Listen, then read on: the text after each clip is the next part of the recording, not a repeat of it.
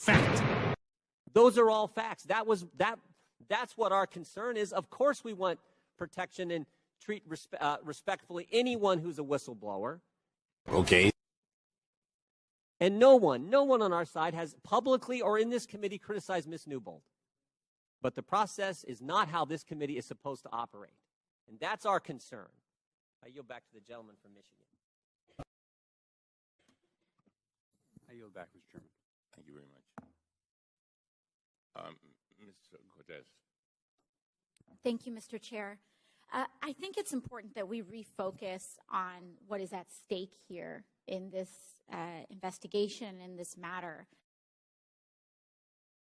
We are getting reports from the press and from a wide variety of sources that indicate that, that people are, folks are suggesting that we are conducting foreign relations with folks with security clearances via WhatsApp. Damn! I mean, every day that we go on without getting to the bottom of this matter is a day that we are putting hundreds, if not potentially thousands of Americans at risk. I'm here to tell you right now, we don't care. Let me tell you. We don't care. I mean, really, what is next? Putting nuclear codes in Instagram DMs? This is ridiculous. We need to get to the bottom of this. And in order to do that, we have to issue subpoenas because people in this administration are not cooperating. And every day that there is an insecure line of communication that could be leaked, that could be hacked, that could be screenshotted without our proper channels is a day that we are putting our national security at risk. Oh my God! So the reason why we have to conduct and have these accommodations is because we are a committee that is committed to protecting whistleblowers. I hope so. Okay. And I do have to commend the ranking member and to see the coordination between the ranking member and the chair in a commitment to whistleblowers, not just in respecting them, but in protecting them. Okay. Is really admirable and important. And I wanted to note that because this is what protecting whistleblowers looks like. That doesn't make sense. When they need a certain accommodation because they fear retaliation, we have to make accommodations. This committee in particular, as the Oversight Committee in the House of Representatives, we have a unique responsibility to protect those that have the courage to come out and say when something is wrong, regardless of the administration. Even in prior administrations,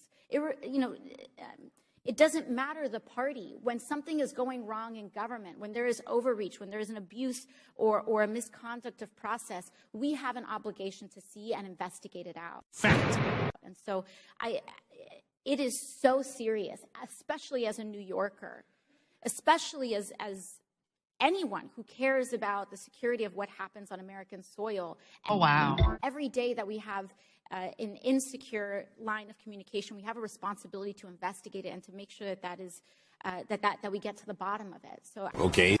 I just needed to put that note in, and I yield the rest. Gentlelady yields. Chair. Yes. Yields back. Who seeks recognition? Mr. Chairman. For what purpose does Mr. Jordan seek recognition? Strike the last word, Mr. Chairman. Is recognized. Thank you, for Mr. Chairman. minutes. Just want to respond to the subcommittee chair from California. If the Democrats don't want to debate immigration policy in a reconciliation markup, then don't put immigration policy in a reconciliation bill. Fact. I mean, this is mostly about, but, well, you're the ones who put all the immigration policy. You're the one who's trying to give amnesty to 8 million people. So the idea that we can't debate that that makes absolutely no sense. And then the double standard is just driving me nuts. The last amendment offered on Americans' Second Amendment liberties, or on, firearm offenses.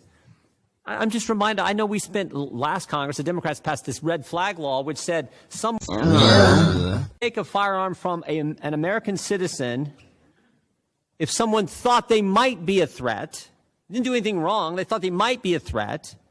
Someone could go to government, go to the police, go to a court, and they would take that firearm from that individual. And that individual who's losing their right to their Second Amendment liberties wasn't even allowed to be at the proceeding. Why? Why? So you're willing to do that for citizens, but you can't say, oh, some immigrant, illegal immigrant who has a firearms offense, we're not gonna say that prohibits them from getting amnesty. I fail to see that. That makes absolutely no sense. So the contradictions are just starting to pile up. Again, if Democrats don't want to debate immigration policy in a reconciliation markup, don't put amnesty, don't put immigration policy in a reconciliation bill. Fact. Will the gentleman yield? Be happy to yield. I just want to echo what Mr. Jordan just said. You all are, the Democrats are the ones that brought this issue to the table today. It doesn't belong here, but since it's teed up, we have to object. The idea is y'all right upstairs? That it is some sort of superfluous matter that we should waive off, that we're going to allow sex offenders into the country to give them green cards is outrageous. And I'm telling you that the people of my district and my state do not want this. They will not stand for it. Boy. And the idea that we should wave a wand here, oh, you all just settle down. Republicans, please just be quiet. Let us get done with our budget matter here. That's all we want to do. These other things, let's just forget about this. We will not forget about it because the American people sent us here to fight for their freedoms, to fight for their rights, their sovereignty, their security. Okay. And bringing in sex offenders from 150 some odd countries over this border that's been opened up by the Biden administration is an outrageous thing that every member of this committee should be fighting against. And I cannot believe that the Democrats are trying to wave this off as this is some sort of little matter. You tell us what to do, and we'll get it done. I yield back. Yield to the gentleman The gentleman yields back. I recognize. No, I know he's yield back to me. I yield to the gentleman from California, the ranking member of the subcommittee. Nice. I thank the gentleman for yielding. I just feel it important to point out, and we'll be discussing this more with Mr. Biggs' amendment. Oh, wow. But Section 212A2 of this language allows the criminal grounds for inadmissibility to be waived by the DHS secretary on whim. Well, duh. Now, the provisions are laughable to begin with. 2 misdemeanors don't disqualify you from being admitted. Is y'all right upstairs? I don't think there's anybody here in this room that's been convicted of 2 misdemeanors. This is not exactly Rotary Club material we're talking about.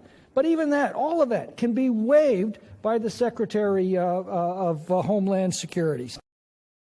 So this is a farce. We all know the objective of the Democrats, that is to leave our borders wide open. And at some point, the American people have got to say either enough or give up their country. Stop it. Get some help. I yield back. I yield to the gentleman from Colorado, Mr. Buck. I thank the gentleman for yielding, and I'll be brief. I just find it incredible that the majority is not giving us an opportunity to debate whether including these immigration provisions in a reconciliation bill is germane, and at the same time they're telling us that we should not discuss the immigration proposals in this bill. It is absolutely not germane to reconciliation, and it is absolutely an important discussion that we have. If we're giving 8 million people amnesty, I think the American people need to know that, and I think the American people need to hear this debate. And I yield to my friend from Ohio. I yield back, Mr. Chairman.